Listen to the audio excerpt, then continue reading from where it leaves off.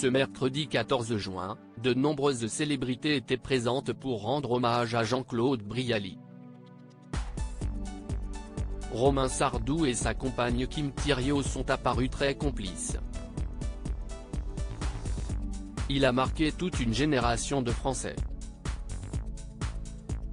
Le 30 mai 2007, Jean-Claude Brialy disparaissait à l'âge de 74 ans. L'acteur et réalisateur mourait des suites d'une longue maladie.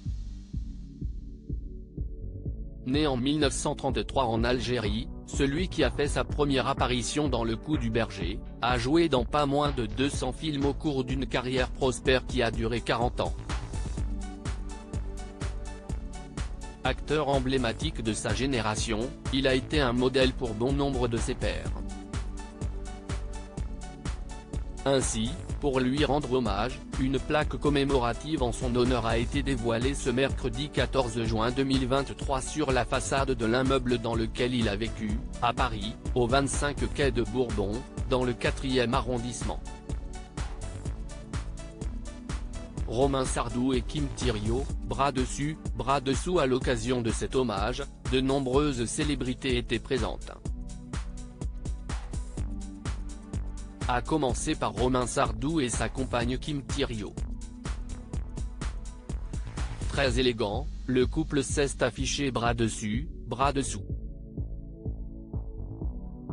Vêtue d'une longue robe corail, la compagne du fils de Michel Sardou affichait un chapeau XXL.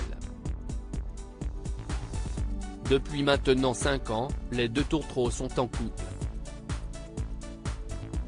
Dans Paris Match en 2020, Romain Sardou dédiait d'ailleurs son dernier ouvrage à sa compagne, baptisé Un homme averti ne vaut rien. Sans Kim, effectivement, cette histoire d'amour romanesque n'aurait pas existé. Nous sommes ensemble depuis 2 ans. Je suis redevenu un auteur amoureux. Je lui ai dédié ce livre parce qu'elle a été à mes côtés pendant toute l'écriture. Il y a son regard, des pans de notre histoire, la passion, la flamme, beaucoup de choses que j'ai pu lui dire ou entendre d'elle. Indiquait-il. À leur côté lors de cet hommage, Nana Mouskouri avec son mari André Chapelle, Francis Perrin, Brigitte Fossé et Jacqueline Franjou, Paul Amar, Dominique Besnéard, Wendy Bouchard, Gérard Davoust, Jean-Luc Romero Michel, adjoint à la maire de Paris mais aussi Jean-François Copé, qui connaissait très bien Jean-Claude Brialy. En effet, le maire de Meaux avait racheté l'une des maisons du réalisateur.